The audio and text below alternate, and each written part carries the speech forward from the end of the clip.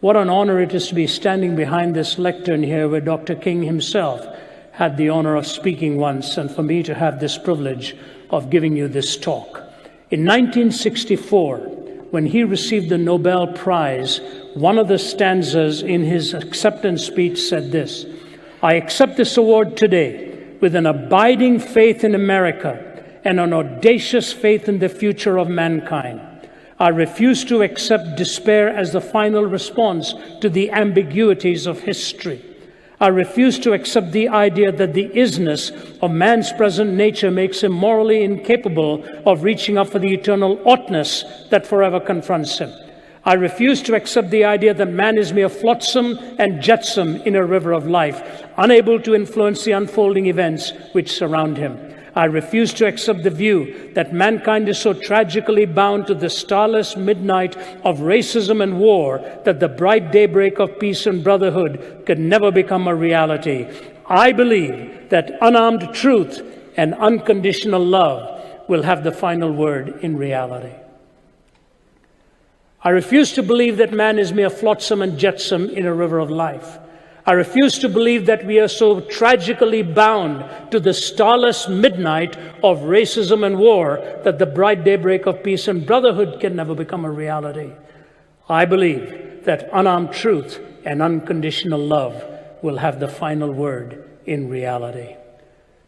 I often have thought, in fact, I ponder many times when I'm crisscrossing the globe and see some other tragedies, and I sit back and think of the great men and women on whose shoulders we stand, whether it be the likes of Gandhi or the likes of Dr. King himself, many others who have fought so hard for preserving dignity and civility, even in the intensity of things that really divide us. What would Dr. King have said looking at the vitriol in our time? I recall speaking last year this very month to a group of journalists in Washington. And a woman came up to me afterwards and said, "I have spent 30 years in the State Department. 30 years. She said, "I have never seen the mood so toxic as it is now." She said, "Ravi, it's unbelievable all that has happened in just a few years and in one generation, when the mood is so toxic. How do we treat each other through our disagreements?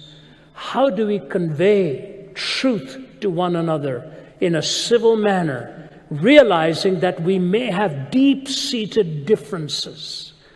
I happened to have make a quick overnight stop in Orlando on my way here from Atlanta because my grandchildren were vacationing and enjoying Disney World and so on. And so I took a few of the rides in there, sitting next to my 5-year-old grandson, wondering what kind of a world he will be seeing maybe 20 years from now. And as we were going through that beautiful ride, it's a small world after all. You know, it's a beautiful ride, but that melody stays with you all night long. You can't go to sleep if no, you're muttering away at that. And then to watch him just marvel at all that science and technology has done.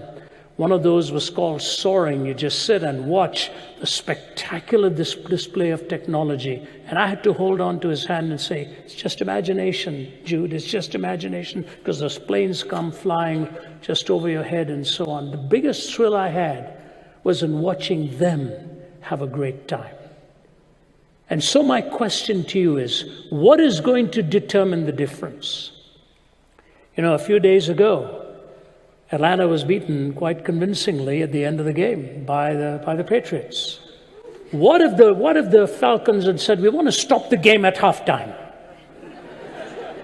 because we're winning right now"? No, that's not the way the game is played. It's played with 4 quarters. It's played with rules.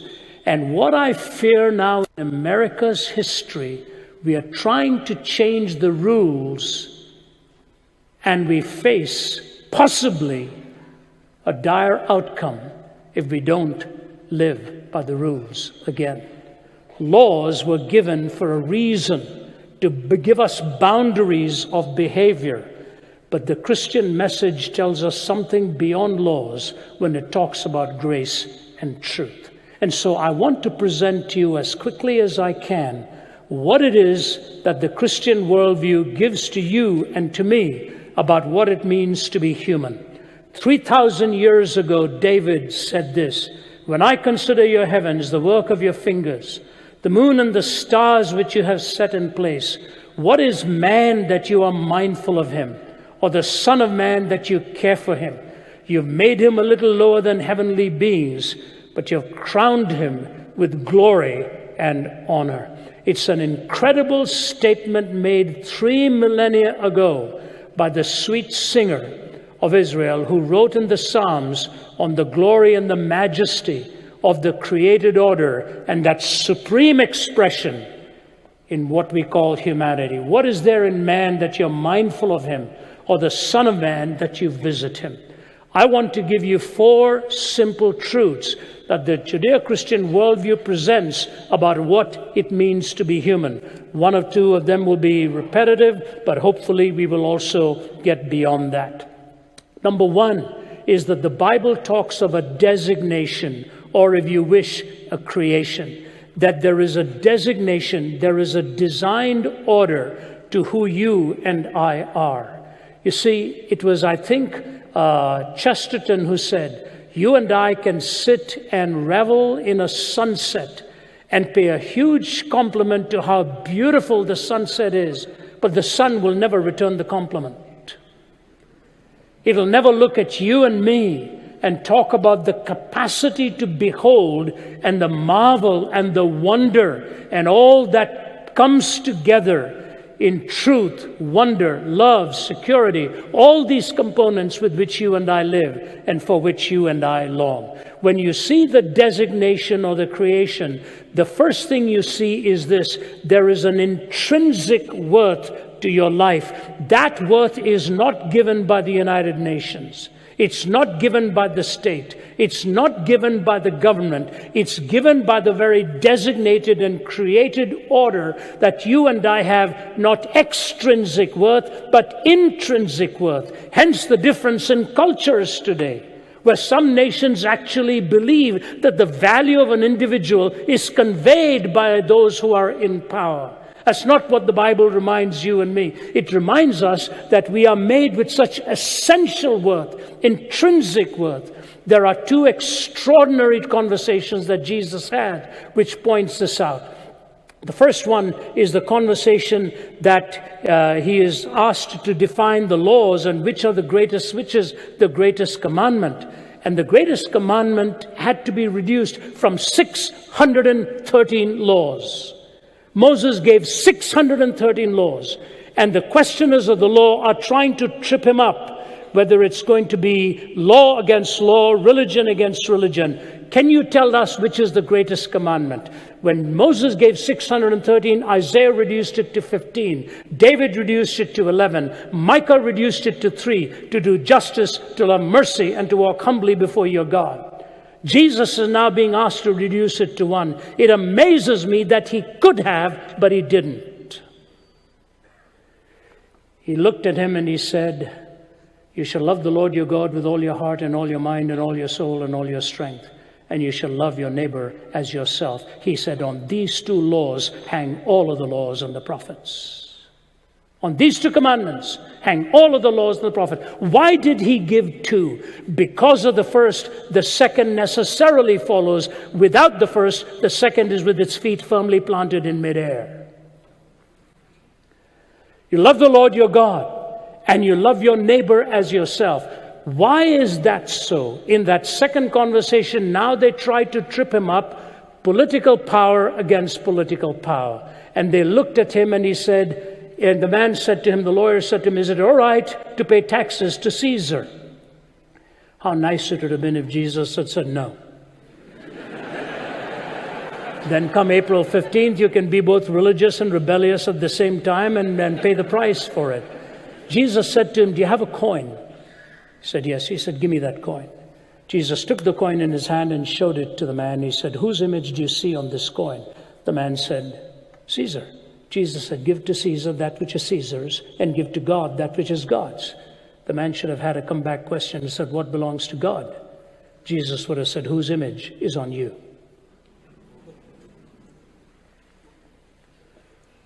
That trip-up question failed because they saw what Jesus actually said, even with his antagonist. You are made imago Dei. No other worldview gives you this compliment. You are not God. No, you are not the devil either. There's a Hindi song that anybody Hindi speaking here says, Na main bhagwan hu, na main shaitan hu, duniya jo chaho samjhe, main to insan hu. I'm not God. I'm not the devil. You can choose what you want. I am a human being. Song says it. You're not God. Neither are you Satan. You're a human being. Well, the Bible tells us what it means to be human. There is intrinsic worth. I remember being in Chiang Mai in Thailand some years ago. I was visiting a house for those who had contracted Down syndrome at birth, and my daughter had gone to see if we could do a project out there. There was a little boy there called Tu, T-U, and he was doing some paintings. If anybody else had done it, you wouldn't take a second look at it. But he's doing some paintings. And there he was working away with the brush. And you know what the teacher told me? I forget, it happened some years ago. Something like this was his 11th or 13th painting.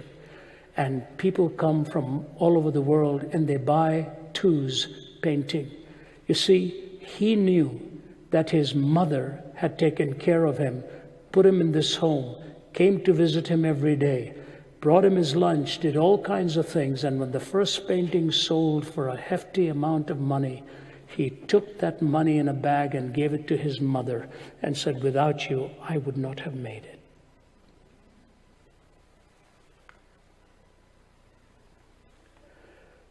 I stood next to the boy and I said, will somebody please take a picture of me with this boy? He's a hero. His heart knew value and what it meant to have intrinsic worth from another human being. My grandson Jude is 5. I've told this story many times, and out of the mouth of babes, says the Bible, you will hear, you have ordained praise.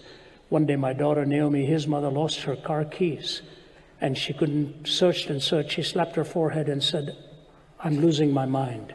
And he was 3.5 years old at that time. Jude came and stood in front of her and said, Mommy, whatever you do, please don't ever lose your heart because I'm in there. A child who learns value and intrinsic worth. That's what the Bible says to you and me. You are not the random collocation of atoms. You're not an accidental blip on the radar screen of time. God has given to you essential and intrinsic worth, and I have no right to violate you because you are created imago Dei. Intrinsic worth, but so it is, there is a reflective splendor. How God manages this is absolutely remarkable by introducing the notion of the family and love between a fellow human beings. He moves this from the cosmic setting to the individualized privilege and prerogative. What do I mean by that? The fact of the matter is, while you and I share the image of God, you have a distinctive uniqueness where your relationships give you the privilege of a kind of love that they cannot give to everybody else. You are in a relationship with that privileged love. I remember some years ago, my son who went to Taylor University in Upland, Indiana, some years ago, there was a terrible accident on a Sunday night with students coming back from the weekend. And an 18-wheeler or something crossed the median and smashed into this van where many of the students were. And all of them were killed, I believe, except for one. And the parents were informed. They came and conducted the funeral and everything for each one of them. But the one girl that survived was a girl called Laura Van Ryn. And so they informed the Van Ryn family to come and take care of their daughter. She was smashed up, banged up, beyond recognition. And the Van Ryn family stood around that bed, day after day, night after night, and I'm not 100% sure how it went, but I think her boyfriend was also there. And the more of the days went by when he asked questions, He looked at the parents and said, something is wrong. She's not answering these questions properly. And the fathers got exasperated and said, what is the matter with you? She's been hit. She's been so sidelined for some time. Just give her. He said, no, something is wrong. Finally, one day, she looked up from her pillow and looked at them and said, why do you keep calling me Laura? I am not Laura. I am Whitney. I am Whitney Sirac. Parents were shaken by this, called the president's office, said, was there a young woman by the name of Whitney Sirac in that van? Said, yes. Well, your coroner has made a mistake. The girl that we've thought is our daughter lying in this bed is not Laura at all. This is Whitney Sirac. You better call the coroner right now and get this thing straightened out. Well, the girl was right, and the coroner lost his job. He'd not done any of the DNA testing that was needed. And he told the parents of the Van Ryn family, this is your daughter Laura. It wasn't. Whitney Sirac was finally released, but you can imagine the trauma. The girl who was buried as Whitney Sirac was actually Laura Van Ryn. The parents had to go to the grave, change the grave, the marker. The parents who thought they had buried Whitney came and stood by her side. There's a distinctive and particularity to your life that God reminds you and me is never lost in the sea of humanity. And what he cares about you as an individual is a unique Christian gift with the particularity of your value. Many of you may not even know this. I was 17 years old in Delhi when I tried to take my own life. I had never opened a Bible in my life. Never gave God any serious thought. A man walked in with a Bible and wanted to read it to me. My mother wouldn't allow him to read it. I was in critical condition. They didn't expect me to live. The poison that I put into my system was expected to work and literally take my life within a few days. But as that scripture was read to me, never having opened the Bible, and the Bible verse that was read to me was from John 14:19. Jesus said, because I live, you also shall live. And I just muttered the prayer of a desperate man. I said, I don't know what all this means. I really don't know who you are. But if you know what life is all about, I don't. I want the life that you can give to me. I stand before you today as a 70-year-old man. 53 years ago, God changed my life by reminding me that he cared for me as an individual and pursued me all the way to that hospital bed. I never dreamed of the day that I'd be standing in front of audiences all over the world telling them what it really means to live. Intrinsic worth and a reflective splendor. Secondly, and quickly, there's an incarnation. From the designation or creation to the incarnation, the Word became flesh and dwelt among us full of grace and truth. I don't have the time to go into this, but I want you to remember this. Truth is a powerful and the most valuable thing in the world, but uncoupled with grace, it can become merciless and cruel. Uncoupled with grace, it can become merciless and cruel. And the grace of the Christian gospel is so unique. When you read the prodigal son's story, the boy comes back after squandering all of the inheritance. And the amazing thing about that story is what happens next. It is not so much that he comes and falls into the house at his father's feet, but the father leaves the home and goes to meet him outside there. That was grace, mercy, kindness, and love. All of us need that grace sometimes, especially when we've blundered hard and long and made huge mistakes. In the incarnation, the grace that was offered. I was doing an open forum in Damascus, Syria, and the leading Shia sheikh there by the name of Sheikh Hussein was a very kind gentleman. We dialogued for 3 hours. Between us, the interpreter. He would ask me a question about my faith, I would answer it. I would ask him a question about his faith, he would answer it. And an audience was listening in. He always graciously addressed me as professor, professor, professor. In the last moment when it all was coming to an end, he totally surprised me. When he looked at me and he said, Professor, I think I have to say something to you. It's time for us to stop asking if Jesus died on the cross and to start asking why. Soon the Shia cleric, Sheikh Hussein in Damascus, the leading Shia. I said, "Sir, do I have your permission to quote you?" He said, "Yes." He said, "It's something we need to think about. And that's why the hymn writer says, 'What language shall I borrow to thank you, dearest friend, for this thy dying sorrow, thy pity without end? O make me thine forever, and should I fainting be, Lord, let me never, never outlive my love for thee.'" See, the church has been guilty of showing very little grace. And Christendom, when it was in political power, did not set a good example. I just ask you to do one thing.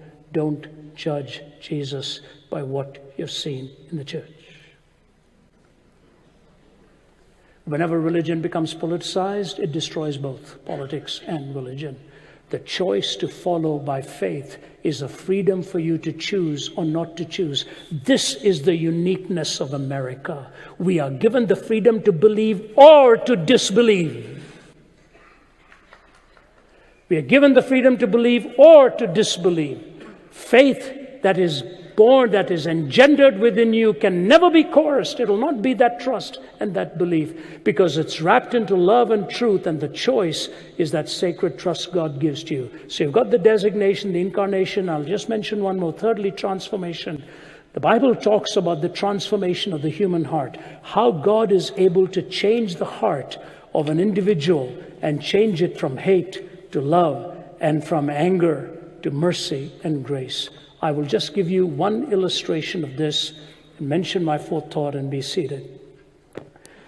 I've had the privilege of going to Angola prison in Baton Rouge, Louisiana several times, and it's about 20 miles out of there. It was the most deadly prison in America.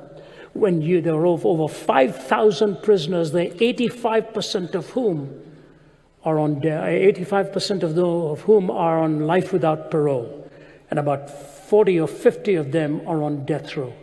My colleagues sitting here, Abdu and 2 or 3 others sitting there, have all had the privilege of going there together with them. We've stood on the other side of the bars talking to people in death row. Abdu had the privilege, I had the privilege of speaking at their chapel and talking to them about Christ. The chaplain who came there some years ago with the girth of a southern sheriff, ample walk, walked in there and he said, "I can change this prison." It was the bloodiest prison, as I said. When you checked in, they gave you a knife to defend yourself. When he became the warden, there was blood on the carpets, blood on the ceiling, blood on the walls. He said, "Allow me to do this my way, please." He put Bibles in every cell. He held chapel every day, opened a theological seminary in there for them to be able to get a degree, and began to work with them in ways that would give them the truth about Christ's love for them. And they were free to come to chapel if they wanted to or not. The place became packed. The first time I spoke there, I saw the prisoners leading in worship. It was amazing. None of them are allowed to leave those confines. At the end of it, one of the men who was leading in worship looked to me like a man in his 30s.